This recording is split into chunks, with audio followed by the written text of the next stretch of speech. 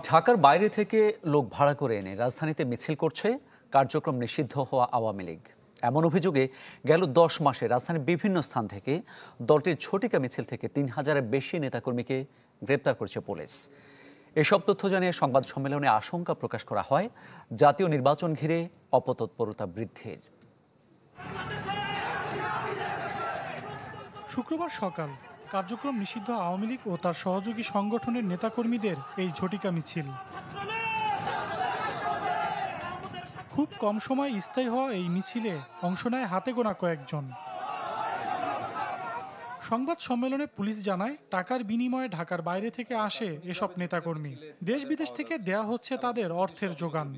ঢাকার বাইরে থেকে অনেকেই এসে ঝটিকা মিছিলে অংশগ্রহণ করছে, এটার পিছনে অনেকেই অর্থায়ন করছে এবং প্রত্যেকটা মিছিলে অংশগ্রহণের জন্য একটা সুনির্দিষ্ট টাকার পরিমাণও তাদেরকে দেওয়া হচ্ছে।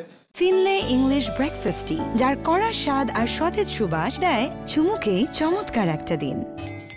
পুলিশের এই কর্মকর্তা আরও বলেন, ঝটিকা মিছিল থেকে চলতি বছর দলটির 3,000-এর বেশি নেতাকর্মীকে গ্রেপ্তার করেছেন তারা।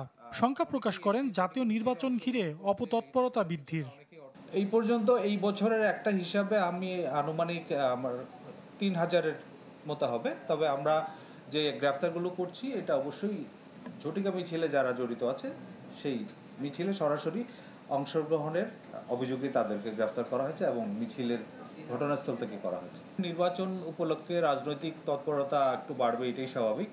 আমরা এই সব বিষয় মাথায় রেখে কিন্তু আমাদের নির্বাচনী প্রস্তুতিগুলো চালিয়ে যাচ্ছি। তবে যে কোনো পরিস্থিতি মোকাবেলায় আইন শৃঙ্খলা বাহিনী সতর্ক রয়েছে বলেও জানান ডিএমপির এই কর্মকর্তা। যে কোনো ধরনের অপতৎপরতা রোধ করার বা রুখে দেওয়ার সক্ষমতা ঢাকা মেট্রোপলিটন পুলিশের রয়েছে। সজল সাইক, চ্যানেল 24, ঢাকা।